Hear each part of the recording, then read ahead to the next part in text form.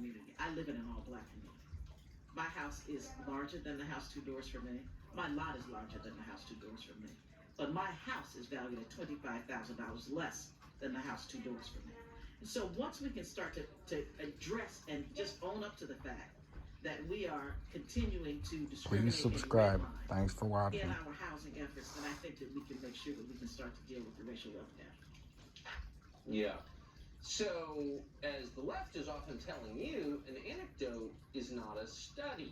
Noticing something around you doesn't make it universally true. You've proved nothing. You've merely told us a little story.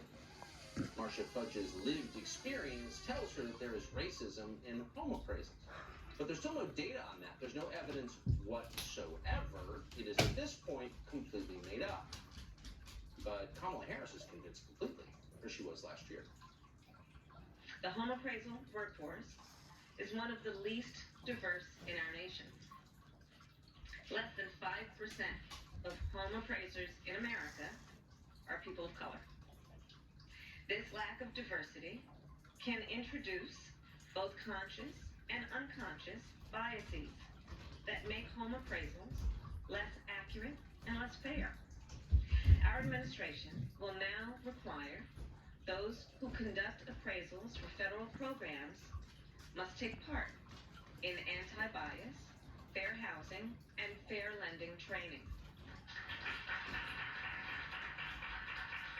There are solutions. There are solutions. We're just going to brainwash the home appraisers. We're going to put them in bias training. Really, if you wanted more black home appraisers, why wouldn't you start a program to train them? No. The only job training program this administration has gotten behind in 2.5 years is getting black people to sell more weed in the cities. Literally. We're legalizing weed. We're going to make sure the weed dispensaries have African-American owners. They're not training any black people to be home appraisers. And by the way, the premise of this is itself unproven. That home appraisers are racist? Why do we think that? Again, there's zero evidence of that. It's a slur upon home appraisers, by the way. Why do they deserve this abuse? Well, they don't. They're not hurting anyone.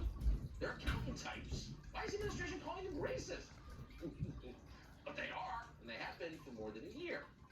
So once again, they're using fake allegations of racism as a pretext for a political plan. And in this case, the plan is to flood the suburbs with voters they believe will support the Democratic Party. It's super simple. They don't deserve the moral high ground just because they're throwing race around or claiming they speak on behalf of black people. Kamala Harris is claiming to speak on behalf of black people.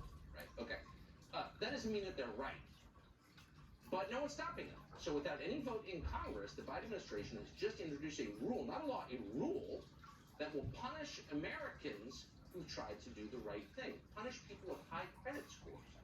The people with high credit scores will pay higher fees on their mortgage payments to subsidize people who haven't maintained good credit.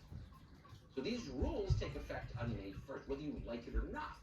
And they mean that anyone with good credit, that's defined as the score of 680 or above, is going to have to pay roughly $40 a month extra on their mortgage fees than those with lower scores on home loans of around $400,000.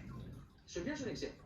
If you have a FICO score of 620, you get a 1.75% discount on your mortgage fees. If you have a 740 score, in other words, you pay your bills on time, you've done the right thing, you're a good citizen, you have to pay 1% more. So you don't get a discount for doing the right thing and paying your bills, you get punished. We are incentivizing bad behavior, we're hurting the good people. Since the day you were born, you have been told to pay your debts. It's not your money, you borrowed it from somebody else, you have to pay it back. If you don't, it's stealing. Now we're saying, if you don't steal, we're going to hurt you. And in real life, that means that over the course of a 30-year mortgage for a $400,000 home, that's a swing of more than $14,000. They're claiming racism to justify this. Black Americans are the only racial group in this country with average credit scores of under 680. Now, why is that?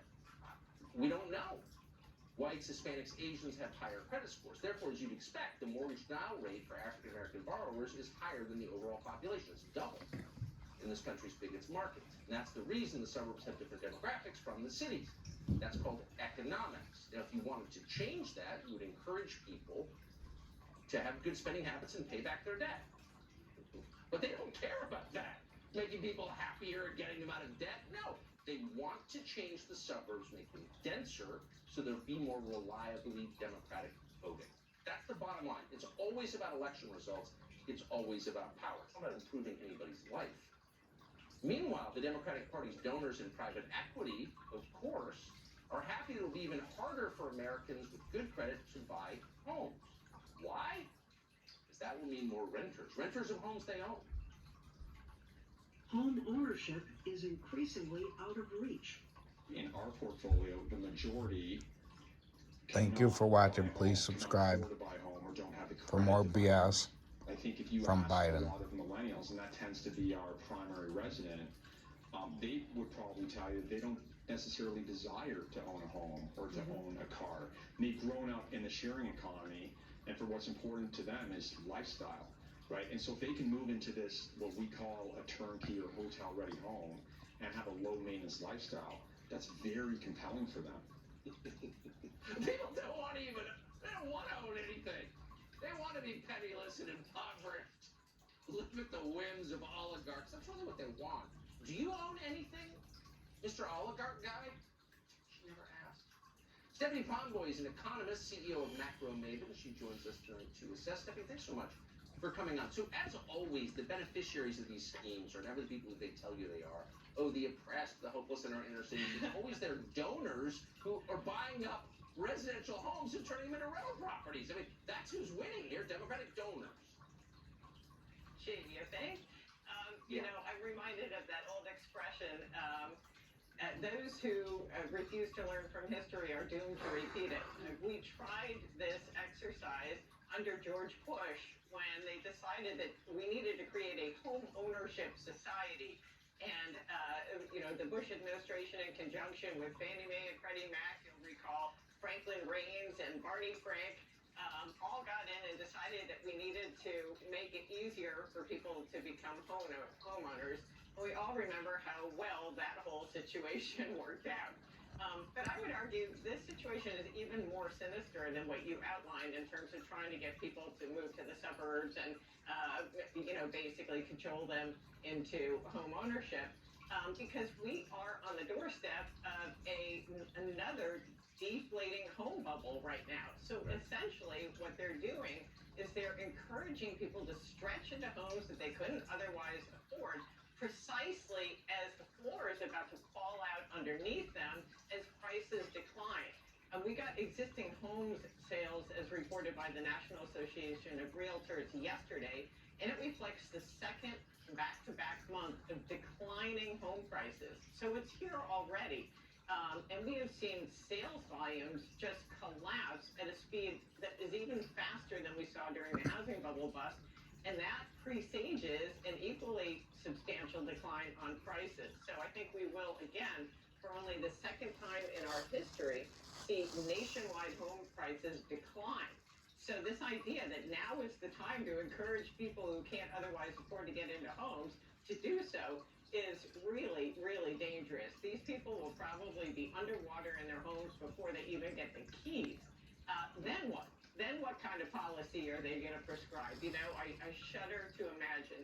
And, you know, it goes without saying, Tucker, or it should, that the reason homes are increasingly unaffordable for people is because we have spent over a decade pushing money into this economy with reckless monetary and fiscal policy that inflated a massive bubble in housing that now the Fed And because the rich want more money. to dampen. So you have a combination of inflated home prices and higher interest rates that have made it unaffordable. It's not racism that's making homes unaffordable. It's reckless policy, and they're layering more reckless policy on top to solve it. So nicely put. So nicely put. This is what asset inflation looks like for the average person. Stephanie Pomboy, I appreciate your coming on tonight. Thank you. My pleasure. Thank you, Tucker. So Please you were subscribe. in the one Thanks for debate watching. 2020 election.